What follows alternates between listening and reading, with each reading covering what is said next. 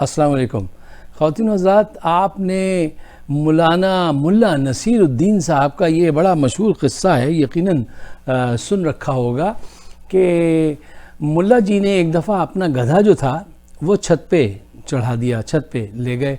उस ज़माने में कच्ची छतें हुआ करती थी, तो वो एक दिन तो वहाँ पे रहा ठीक, दूसरे दिन उस गधे ने वो शोर मचाया, वो ढेंचू और वो किक की कि मुल्ला जी तंग आ गए। मुल्ला जी फिर ऊपर गए, मुल्ला जी ने उसको कोशिश की कि वो उसको लेके नीचे आए, तो गधे ने दो लत्तियाँ मारी मुल्ला नसीरुद्दीन के भी, मुल्ला भी नीचे, छत भी टूट गई, गधा भी नीचे, इतना बड़ा नुकसान हुआ। तो मुल्ला बड़े उदास से बैठे थे, तो उनके एक दोस्त आए, उन्होंने पूछा, मुल्ला क्या है आप इतने खामोश उदास बैठे हैं, और ये गधा भी आपका ज़ख्मी हुआ है और ये छत भी टूटी हुई है, ये क्या सिलसिला है, इससे आपने क्या सबक सीखा?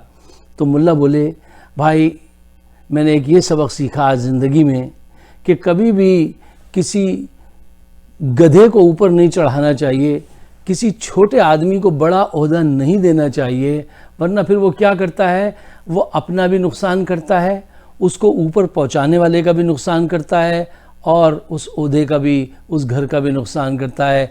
एग्जैक्टली यही किरदार जो है नवाज़ शरीफ ने अदा किया है पाकिस्तान की फ़ौज के साथ, क्योंकि इनको ऊपर तक चढ़ाने में पाक आर्मी का बड़ा किरदार है ना भाई, इससे तो हम वो नहीं कर सकते। अगरचे उनकी नीयत जो थी वो ये थी कि हमें शायद अच्छी क़यादत मिल रही है तो इनको सपोर्ट कर दो, उनकी जो भी उस वक़्त सोच हो, लेकिन जो साबित वक्त ने किया है, आज जो वो साबित कर रहे हैं वो ये है कि वाक़ईतन ये भी उसी की तरह हैं कि जिसने अपना भी नुकसान किया, ठीक है ना, पाकिस्तान का भी ये नुकसान करने पे तुले हुए हैं, और मतलब सब चीज़ें आपके सामने हैं। ख़वातीन व हज़रात, आज जो सूरत हाल है वो ये है कि पाकिस्तान इस वक्त एक बहुत ही डिसाइसिव मोड़ पर, टर्न पर खड़ा हो गया है। देखिए, मैं अपनी अफवाज पाकिस्तान से कहता हूँ, देखिए आपने इनको आगे लाने में तो किरदार अदा किया, आपकी अच्छी सोच थी। अक्सर ये होता है ना कि औलाद शुरू में ठीक होती है फिर नाखलफ हो जाती है, अक्सर और बेशतर ऐसा होता है, तो इनके साथ भी वही केस है। लेकिन अब जो लम्हे हैं आज के, जहाँ पे ये पूरे पाकिस्तान को ब्लैकमेल कर रहे हैं आलमी ताकतों के कहने पे, और अपने नफ्स के लिए, अपने करप्शन को छुपाने के लिए, अपनी बेटी को वज़ीर आज़म बनाने के लिए ये हर चीज़ को दाव पे लगा रहे हैं। ये लम्हे हैं बड़े डिसाइसिव, फैसला कुन लम्हे हैं। इस वक्त आप गिव अप मत कीजिएगा, खुदा के वास्ते इनसे अब कोई बार्गेनिंग नहीं कीजिएगा, कोई रियायत नहीं कीजिएगा, क्योंकि सब रियायत आपने इनके साथ करके देख ली। 30 साल तक आप इनके साथ रियायत करते रहे हैं, और ये देखिए जो अभी रियायत की है उसने तो छतें उड़ा दी कि पूरी दुनिया में किसी ने ये मंजर नहीं देखा था कि एक कन्विक्टेड आदमी, एक मुलजिम जो है उसको निकाल के बाहर भेजा जाए, और वो फिर बाहर जाके कहे कि वो तहरीक चलाएगा।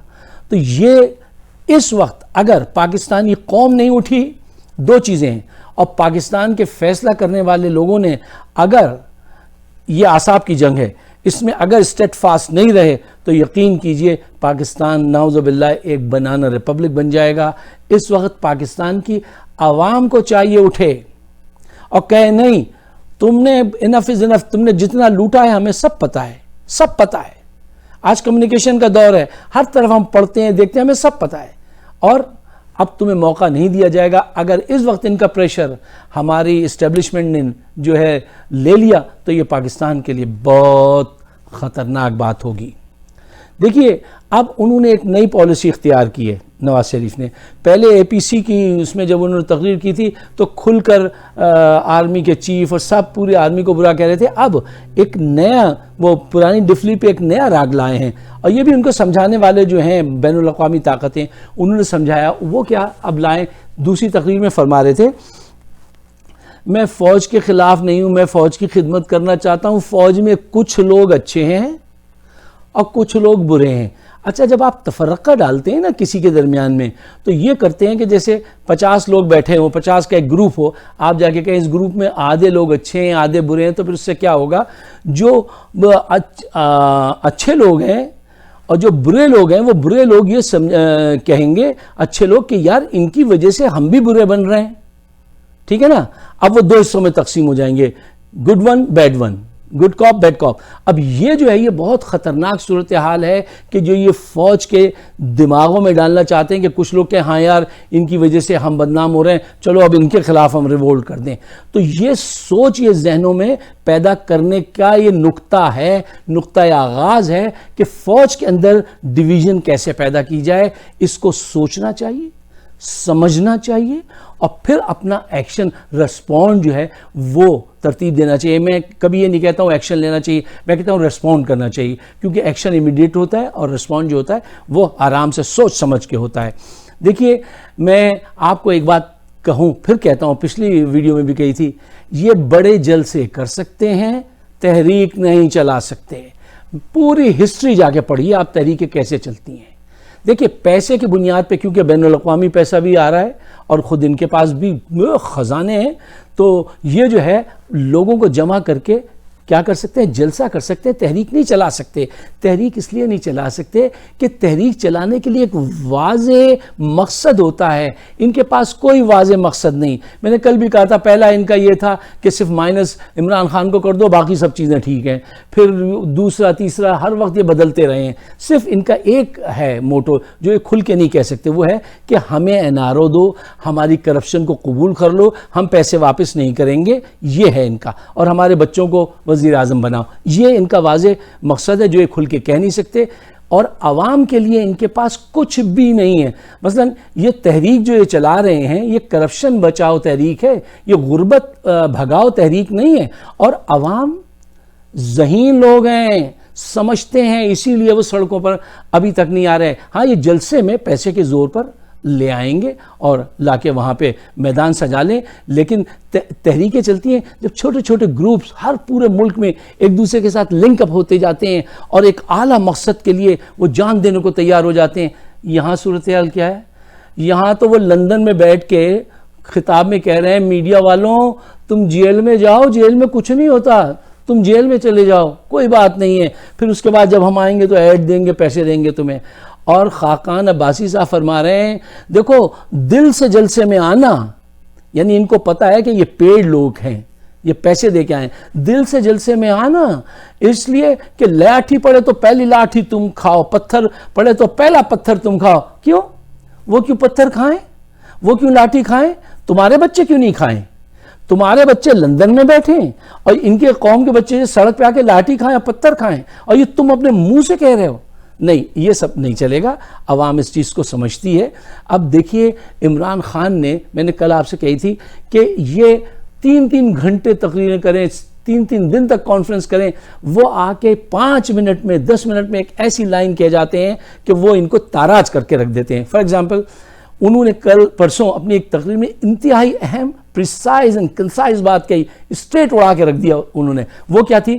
اس نے کہا کہ یہ فوج کے خلاف اس لیے ہیں, آئی ایس آئی کے خلاف اس لیے ہیں کہ وہ ان کی کرپشن کو جانتے ہیں, سارے کاغذات حاصل ہیں انہیں. ٹھیک ہے نا. اچھا, جو بھی چیف آتا ہے, آج تک جتنے چیف آئے 1 2 3 4 5 6, ہر ایک سے ان کا جھگڑا ہے آئی ایس آئی سے. کیوں؟ ان کے پاس رپورٹس ہوتی ہیں کہ انہوں نے یہاں یہ کرپشن کیا. ہر ملک میں جب کوئی سربراہ بنتا ہے نا تو ان کی خفیہ ایجنسیز ان کے پیچھے دیکھتی رہتی ہیں کہ یہ آدمی ملک کے مفاد کو تو کہیں نہیں بیچ رہا, کیا کر رہا ہے. یہاں تو یہ کہتے ہیں کہ دوسرے ادارے تو انہوں نے کنٹرول کر لیے تھے سارے. ٹھیک ہے نا. ایک فوج کا اور آئی ایس آئی رہ گیا تھا, اس کے پیچھے اب یہ پڑھیں, کہتے ہیں پاکستان کی فوج, نواز شریف صاحب کہتے ہیں اس کو میں عظیم فوج جب مانوں گا جب وہ آئین کے مطابق عمل کرے گی. یعنی ہماری مغبری نہ کرنا, ہمارے پیچھے آ کے نہ دیکھنا کہ ہم نے کتنا مال کمایا, کہاں چھپایا. دیکھیے یہی بات ہے جو عمران خان نے کہی کہ یہ عمران خان نے کہا میرا کسی چیف سے کیوں نہیں جھگڑا ہے, اس لیے میرے پاس چھپانے کو کچھ نہیں ہے. یہ سیدھی سی بات ہے.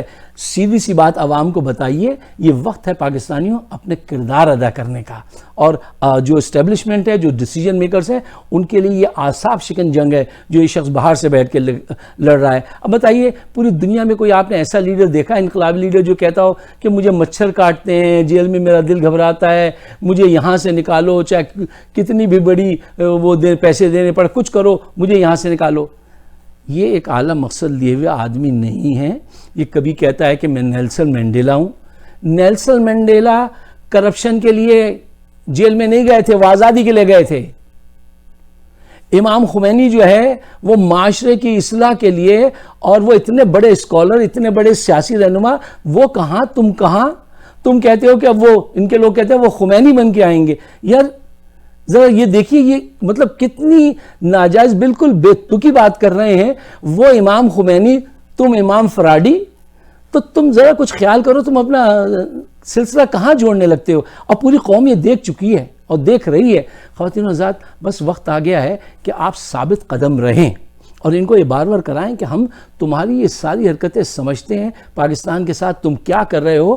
اور ایک بڑا اچھا شعر میں نے کہیں پڑھا تھا کہ ہم نہ سمجھے تیری سیاست کا تقاضا کیا ہے, ہم نہ سمجھے تیری سیاست کا تقاضا کیا ہے. کبھی نیلسن کبھی خمینی, یہ طریقہ کیا ہے. تو مجھے اپنی دعاؤں میں یاد رکھیے. میری ویڈیوز موجود ہیں یوٹیوب پر, فائق صدیقی شو, اس کو ضرور سبسکرائب کیجئے. آپ سب کا بہت بہت شکریہ.